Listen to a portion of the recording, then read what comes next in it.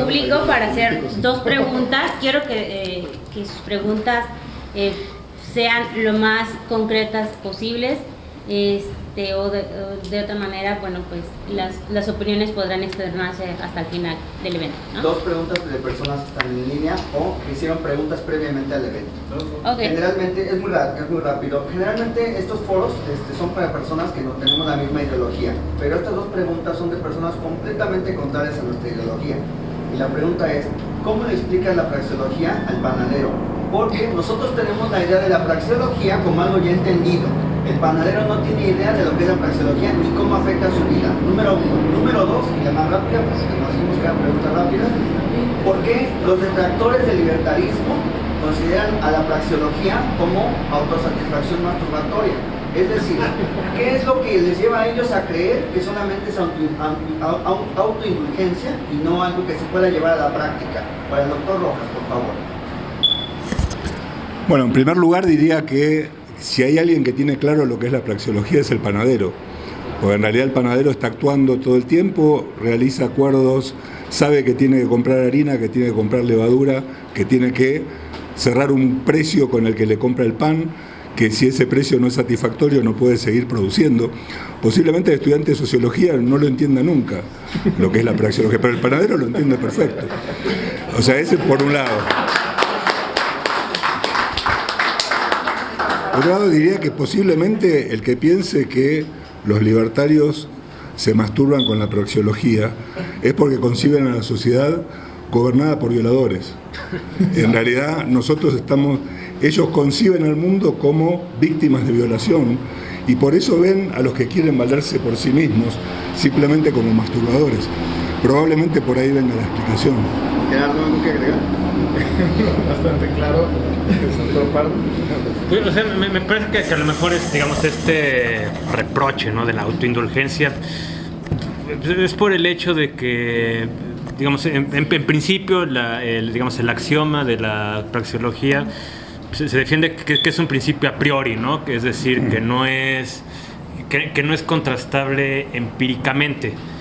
Ahora, esto da a pensar, si no es contrastable empíricamente, pues entonces es algo que se le ocurrió a von Mises y dice que es verdad, pues simplemente porque se le da la gana. Bueno, es que, digo, ese es un tema bastante complejo, pero resulta que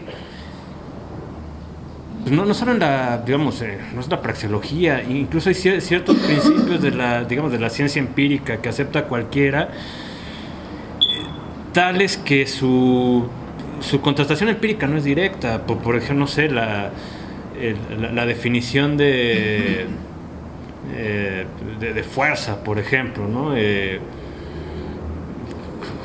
¿Cómo se verifica?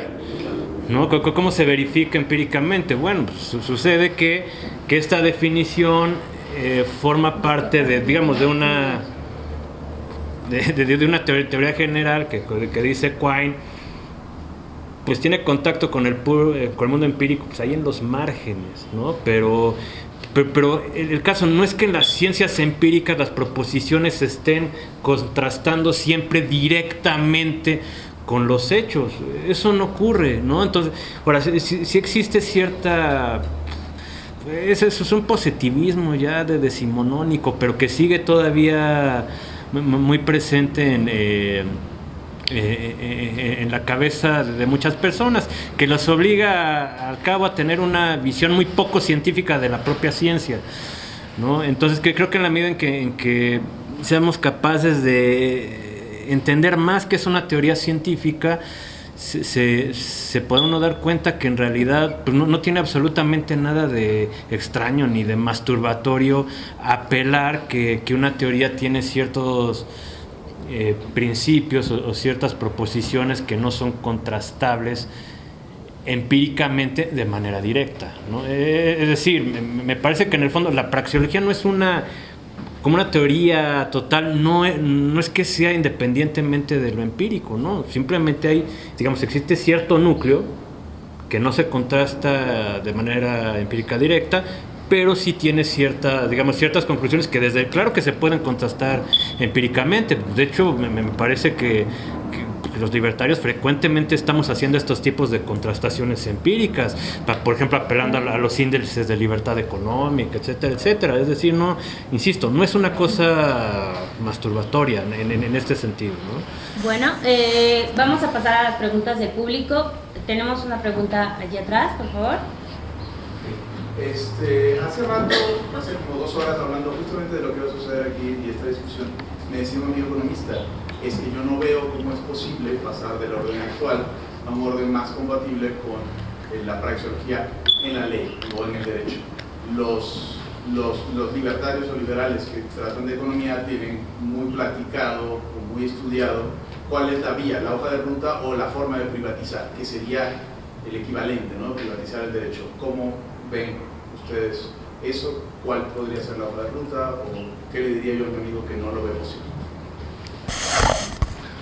Bueno, sí, en ese sentido, por eso traté de recalcar muchas veces, y eso lo explico, lo desarrollo más en el libro, que en realidad hace falta esa hoja de ruta que los economistas ya tienen y que requiere un desarrollo teórico que el derecho todavía no tiene, que en realidad en algún momento tuvo, porque si uno piensa en los principales órdenes jurídicos de la historia, todos fueron órdenes espontáneos que nacieron sin autoridad. Y probablemente el ejemplo mejor de esto sea la Lex Mercatoria. Durante 5 siglos los puertos del Mediterráneo comerciaron y florecieron con intercambios económicos que se realizaban entre gente que venía de lugares tan lejanos como África, Escandinavia, Asia y toda Europa. Hablaban idiomas distintos, tenían culturas distintas, leyes diferentes, en algunos casos se odiaban entre sí. Todos comerciaban y resolvían sus conflictos a través de sistemas de árbitros. Lo maravilloso de esto es que tanto ese derecho consuetudinario elaborado por la Lex Mercatoria como las decisiones de los árbitros, no había abogados en ninguna parte de este proceso, eran todos comerciantes. Los comerciantes resolvían los conflictos y los comerciantes iban elaborando los principios generales. Tuvimos esa historia en el mundo, luego la abandonamos, ahora tenemos que volver a reelaborarla y requiere, por eso es bastante trabajo, por ejemplo, en la teoría de los contratos, pero desde una visión individualista, una teoría de los daños desde una visión individualista, una teoría de las instituciones, que es el camino fundamental para luego encontrar mecanismos de resolución de conflictos y de ejecutar las decisiones de los árbitros, también desde el individualismo metodológico, una teoría de las normas desde el individualismo. Todo esto requiere el mismo trabajo que los economistas hicieron fundamentalmente en la segunda mitad del siglo XIX, elaborando teoría del valor, utilidad marginal, de teoría de precios, determinación de los precios, etcétera, que nosotros no lo tenemos. ¿Cómo se puede ir dando ese paso, ese camino? Bueno, obviamente en la medida en que surjan formas contractuales de resolver conflictos, el Estado se va apartando cada vez más de esto. Lo único que tenemos que lograr es que el Estado no venga a imponernos o impedirnos que podamos llevar a cabo nuestros acuerdos. Tal vez ese es el problema más grave que tenemos, pero en la medida en que el Estado se vaya apartando, en la medida en que aparezcan instituciones espontáneas que resuelvan los conflictos, se puede avanzar mucho en esto. En el libro que estoy escribiendo ahora, cada capítulo tiene una cita de Borges. Yo tengo una gran admiración por Borges. Borges, en el libro de Arena, hablando con alguien del futuro, le preguntaba, ¿y qué pasó con los gobiernos? Es una frase muy conocida, que posiblemente alguno la habrá escuchado. Bueno, los gobiernos siguieron existiendo, había congresos que dictaban leyes, que declaraban guerras, que obligaban a la gente, nadie les hacía caso y cada uno seguía con su vida. Con el tiempo tuvieron que buscar trabajos honestos, algunos fueron buenos panaderos, otros... el punto es que ojalá algún día la teoría vaya desplazando, generando instituciones que permitan ir desplazando al Estado de muchas de las actividades que hoy realizan, ¿no? Okay, tenemos otra pregunta aquí, adelante, por favor. Quiero acotar mucho la pregunta porque si no me van a latigar los cuatro. Sí quiero acotarla mucho porque los abogados tenemos una formación clásica pues partimos de que hay derecho privado, hay derecho público y algunas ramas que todavía no definen dónde meter, ¿no? Derecho ambiental y algunas marihuanas que se les van ocurriendo. Ninguna persona que esté consciente de las ideas de la libertad se atrevería a pensar a que haya una intervención del Estado en el derecho privado, ¿no? O sea, bien como lo señalaste antes de la codificación, incluso en el derecho estamental en la Edad Media. Y en la parte pública, pues todos aquí decimos hay que reducir al Estado hasta el punto en el que no se metan en nuestras vidas. Sin embargo, y aterrizo la pregunta, y por eso quise hacer la acotación, el derecho atiende a la idea de la justicia, no a la de la práctica común y al tú me das y yo te quito, ¿no? Porque si la praxeología la lleváramos hasta sus últimas consecuencias, podríamos llegar a lo mejor también a algunos puntos descabellados de justicia muy primitiva. Entonces, en este sentido, y solo suponiendo sin conceder que el legislador fuera este sabio, que es un representante de la democracia y por lo tanto lleva el sentir popular a la legislación, podríamos decir que el derecho sí es una fuente de justicia que atiende un momento específico de la historia. La praxeología no atentaría contra esta idea última del derecho, de la justicia reflejada en un momento y un espacio conforme a lo que expresa una sociedad a través de su legislador. ¿Quiere contestar alguno de ustedes? Bueno, lo primero que tenemos que discutir, y seguramente no lo podríamos hacer hoy, es qué entendemos por justicia. Porque en realidad, si justicia es un concepto abstracto superior a nosotros, que establece principios a los que nosotros deberíamos someternos, porque son superiores a nuestra propia voluntad, ahí posiblemente tendríamos un problema. Si por justicia entendemos a que cada persona puede avanzar en su vida y ejercer y tomar sus decisiones sin verse coaccionada por otras y sin coaccionar a nadie en el camino, esa noción de justicia es perfectamente compatible con un desarrollo del derecho desde la praxeología. Y en este sentido, mira, yo soy juez desde hace 25 años y estoy en el Poder Judicial hace 40. Siempre los acuerdos privados han sido mucho más justos que las soluciones de los jueces. Hasta la Corte Suprema Argentina lo ha reconocido. La gente tiene soluciones en los arbitrajes que muchas veces son mucho mejores que los que les damos los jueces. ¿Por qué? Porque la gente sabe lo que quiere, hasta dónde está dispuesta a ceder y hasta dónde no. Y por lo tanto, discusiones que parecieran teóricamente similares son totalmente distintas simplemente porque las partes involucradas en ese conflicto tienen intereses diferentes. Y esto me parece que es un punto central. Y tiene que ver también con nuestra formación como abogados. En el último capítulo del libro yo hablo, ¿cuál es el rol del abogado dentro de todo este asunto? Los abogados en América Latina hemos sido entrenados más en la memoria que en la lógica. O sea, nos han enseñado que tenemos que aprendernos miles de leyes y jurisprudencias de memoria, porque esas son las armas con las que vamos a ir a pelear contra otros abogados para lograr que un juez diga qué es la justicia al resolver un caso concreto.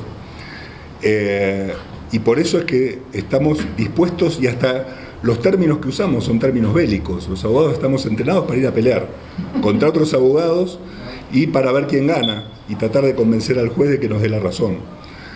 En un sistema como este, y posiblemente el ejemplo se ve con jueces, con abogados, por ejemplo, de common law o en el sistema anglosajón, los abogados están entrenados para resolver conflictos de la manera más eficiente para su cliente, pero sin desconocer que un buen arreglo también tiene que satisfacer los intereses de la contraparte.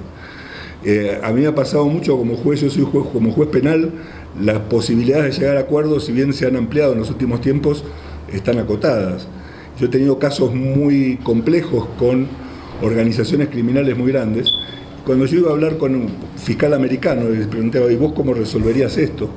Muy fácil, divido esto en 4 grupos, a estos los saco de camino, me dan información, con estos negocio una pena formal, estos que son un poco más graves, me traen toda la documentación y les garantizo que van a estar pocos años en la cárcel, y con eso agarro a los 5 que quiero condenar, le digo, mire, ya tengo toda la prueba, la confesión de todos sus cómplices, hoy que me agarran de buen humor les ofrezco 20 años de prisión, si vamos a juicio les voy a pedir 30. Así se resuelven las cosas. El punto, nosotros no podríamos entender eso, nosotros queremos ir a juicio y hasta el chico que llevaba los papeles en motoneta de una oficina a otra, ese también lo quiero condenar. Y hemos perdido la razonabilidad en el ejercicio del derecho. Desgraciadamente los abogados, jueces y abogados, todos estamos involucrados en eso. Y pensamos que estamos haciendo justicia de ese modo. Y muchas veces estamos produciendo soluciones que en realidad no son justas para nadie. Aunque justamente lo primero que tenemos que discutir es qué estamos entendiendo por justicia. Mi idea por justicia es garantizar la mayor libertad posible para que cada uno pueda ejercer su libertad en la medida en que no se meta con la libertad de otro. Si se pueden dar esas situaciones, esa es una situación justa. Y si tienen un conflicto y logran una solución que sea satisfactoria para ellos, esa es la solución justa y no la que pueda inventar yo como juez por encima de la voluntad de ellos. Ok, eso. Tenemos espacio para otra pregunta. Nada más, si me permites, Sí. quisiera comentar brevemente respecto al tema de la pregunta de Octavio. Uno de los grandes problemas que tiene nuestro derecho actual es que cada vez se está separando justamente más de ese tema de justicia. Y eso es algo que ya pasó y lo vinculo con lo que comentaba Hugo. Si leemos a Hilaire Belloc en Las Grandes Herejías, cuando explica cómo es que el mundo musulmán se comió tan rápidamente al Imperio Romano de Oriente, en pocas palabras lo que dice, sí hubo por supuesto un elemento de violencia, de invasión, pero no tenían el ejército del tamaño suficiente como para mantener el control sobre espacios de terreno tan grandes. Entonces, ¿qué fue lo que pasó? Y lo que nos dice Belloc es, la gente estaba harta del derecho romano. La gente estaba harta de unas sentencias increíblemente complejas que a ellos no se traducían en una justicia porque ni siquiera eran comprensibles para la persona. O sea, yo demandaba aquí al compañero y después de 3 años salía una sentencia que ni él la entendía ni yo la entendía, entonces para ninguno de los dos quedaba en un esquema de justicia. Y por el contrario, en aquel entonces la ley islámica era mucho más sencilla, a lo mejor mucho más brutal en ciertos aspectos, pero mucho más sencilla. Tú robabas, ok, te corto el brazo, ¿no? Eso es cortar el brazo es una sentencia que todo el mundo puede entender, más allá de si sea institucionalmente correcta o no, es muy comprensible, ¿no? En cambio, el derecho romano se había vuelto ya una cosa tan extraña que nadie entendía. Lo mismo en el tema de los impuestos. En el sistema jurídico romano planteaba una enorme cantidad de impuestos en el cual era ciudadano romano, pero eso te convenía menos que ser esclavo de un esquema islámico. En la ley islámica tú tenías una tasa de impuestos plana para musulmanes, una tasa de impuestos más alta para infieles, pero era un solo impuesto, era algo comprensible. Y entonces ese repudio de la gente hacia lo complejo que se había vuelto el derecho romano hace que prefirieran ser esclavos nominales del nuevo imperio musulmán que ser ciudadanos nominales del imperio romano de Oriente. Y algo parecido nos está pasando ahorita. Las leyes se están volviendo tan complejas que llegamos al punto en que ya no solo no las entiende el ciudadano a pie, no las entendemos ni siquiera los abogados. Vean, cuando tengan un poquito de tiempo, lo que pasó ahorita con las resoluciones de los tribunales electorales. Tuvimos casos donde, habiendo la misma ley para interpretar, una cosa decía la autoridad electoral estatal, otra cosa decía el Tribunal Electoral del Estado, una tercera cosa decía la Sala del TRIFE y otra cosa decía la Sala Superior del TRIFE. Es decir, en el mismo caso, con la misma ley, hubo 4 interpretaciones distintas. Llegó un momento en que ni siquiera los abogados nos entendemos entre nosotros. Lo mismo con esto de derecho ambiental, derecho ecológico, derecho a la manga del muerto. Estamos complicando tanto el esquema jurídico que va a llegar un momento en que, como diría Andrés Manuel López Obrador, nuestro presidente y emperador máximo, el pueblo se cansa de tanta pinche tranza. El pueblo se cansa cuando sus instituciones no le cumplen, y el problema es que cuando la gente se cansa puede tomar una decisión muy grave, como por ejemplo lo fue en su momento el de respaldar la dominación islámica, que transformó radicalmente todas esas sociedades. Ahora el punto es, ¿qué decisión vamos a tomar como sociedad cuando finalmente nos cansemos de tanta legislación absurda? ¿Hacia dónde nos vamos a ir? ¿Nos vamos a ir hacia un esquema de violencia o nos vamos a ir hacia un esquema más civilizado, que es el que estamos planteando los libertarios? Y cerrando el punto, ¿cómo le hacemos para que, llegado el punto de la saturación, optemos por la opción de la civilización en lugar de por la opción de cortar simplemente las manos de los demás? Generando las alternativas, planteando las alternativas, lo que comenta el doctor Rojas, avanzando en el tema teórico y también, por inicio de cuentas, abriéndole la perspectiva de esa alternativa a los abogados que nunca se nos había pasado por acá, el ver el tema desde ese punto de vista, a los legisladores que nunca les había pasado por acá, a los intelectuales, a los ciudadanos, que no es gente de mala fe, es gente que simplemente nunca ha tenido esa alternativa. Eso es lo primero que nos toca ahorita, abrir los ojos a esa alternativa, construir opciones teóricas para que, llegado el momento de la saturación, cuando ya el sistema jurídico no sea plenamente inoperante, podamos brincar hacia algo que sea mejor y no hacia algo que sea más violento, más agresivo, etc. Gracias. Aquí adelante tenés una pregunta, ¿cierto? Sí, pero bueno, Ya son fue tres resuelta. preguntas. Ok. No fue resuelta, pero si quieres te doy. Ok, adelante. Yo tengo una pregunta, suponiendo que se rompe el paradigma. ¿Para quién, perdón? ¿Perdón? ¿Es en general? Es en general. Ok. Quisiera contestar. Rompiendo el paradigma de que las leyes se tienen que formar desde el Estado, empiezo a ver que hay retos para el individuo que los forma desde la praxeología. Me quedo mucho con la idea de creer que va contra la metafísica, hacerlo desde la praxeología, las leyes, porque entonces se tienen que romper leyes de tiempo. Hablamos de las leyes que estaban representadas en los musulmanes. Entonces no todas las leyes funcionan para siempre. Hablamos de romper las leyes del espacio, no todas abarcan a todos los lugares. Hablamos de los límites de las leyes, incluso hay límites que pueden en ciertos casos aplicarse y en otros casos no. Incluso la ley podría ir, la praxeología, como parte del individuo, ya en contra de la democracia para la creación de las leyes. Entonces esto me queda a lo que dijo León, que sería, yo creo, el reto para abordar desde el individuo. La sobreregulación es la creación artificial de reclamos, es decir, no se debe de formar ninguna ley desde algo que todavía no esté, que no se pelee, o será acaso una previsión posible. ¿Cómo se podría formar en la teoría de la ley? Digo, ya avanzando hacia la creación de la ley por medio del individuo. Bueno, a ver, en una sociedad donde funcione el derecho con independencia a una autoridad, no existiría ese tipo de leyes. O sea, en realidad, las leyes serían o bien los contratos o bien soluciones institucionales de adhesión, como pasa hoy con compañías de seguro y muchos casos donde uno simplemente se asocia y ya hay una ley que va a resolver su caso que uno acepta voluntariamente. Y sí, uno podría elaborar la idea, que eso es posiblemente lo más árido de este trabajo, la idea de normas de base consuetudinaria. O sea, nosotros actuamos sobre la base de valores, los códigos de valores son individuales, intercambiamos valores en el mercado de la misma manera que intercambiamos naranjas e intercambiamos conocimiento. Conocimiento, valores y productos son tres cosas que se intercambian en el mercado, digamos, por los mismos criterios. Muchas veces llegamos a juxtaponer valores, a estar de acuerdo en muchos valores, y hay un valor muy importante, Mises lo tomaba como base, que es la cooperación.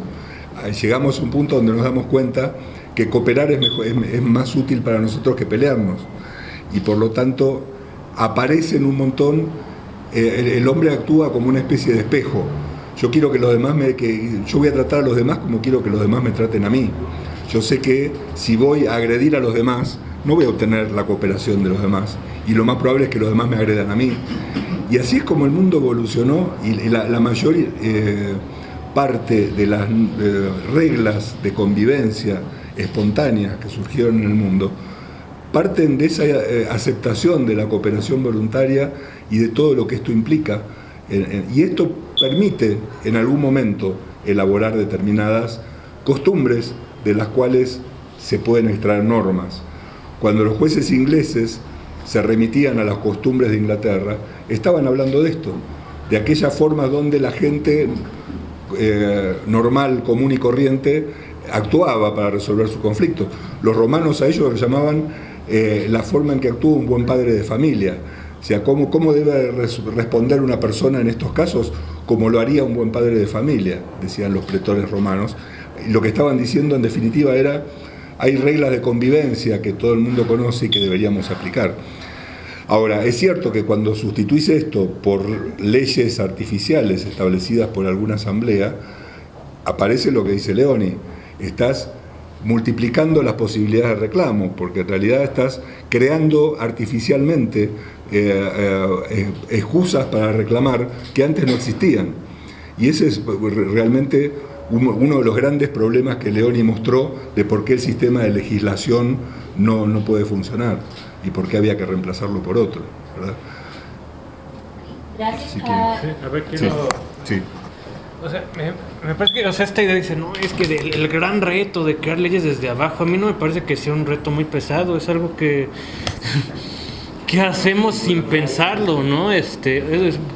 Digo, ahorita ustedes están aquí sentados, nosotros aquí, o sea, nadie se ha parado a brincar acá. Y no es que, es que hay un legislador que dice que en las conferencias no se debe parar en... Pues no, o sea, y si algo lo hiciera, le diríamos, oye, pues, ¿qué te pasa? O sea, claro, y él no alegaría, a ver, ¿dónde está la ley donde que dice que no me... Que no te puedo pegar. O sea, son puntos ridículos. A final de cuentas, digamos, nosotros ya funcionamos así, ¿no? O sea, no es un gran reto. No, me parece que más bien el reto es cómo que quitamos esa cochambre que está aquí arriba, porque, o sea, las leyes desde abajo, ahí están, ¿no? En ellas vivimos desde que nacimos, ¿no? Sí. En ese sentido, Hayek decía algo muy interesante, basado en la antropología. Decía, mucho antes de que el ser humano pudiera desarrollar conceptos abstractos tales como grupo, autoridad, Estado y todo lo demás, ya estaba acatando reglas espontáneas que le permitían vivir mejor en la sociedad, porque sabía que si no las acataba alguien lo iba a castigar y que si las acataba le iba a ir mejor. Y eso lo sabe el ser humano mucho antes de desarrollar ideas abstractas de todo esto que estamos discutiendo, ¿no? A ver, aquí adelante, por favor. Sí, mira, tengo 3 comentarios, no los voy a decir así, pero una pregunta que sí me surge. Digamos, sí agradezco muchísimo y me siento un poco así como el doctor limitado por no tener el cuerpo teórico para entender todo lo que me gustaría entender, digamos. Pero me queda perfectamente clara esta idea de que el Estado no es la ley, digamos, ¿no? O de que no es implícito una cosa con otra.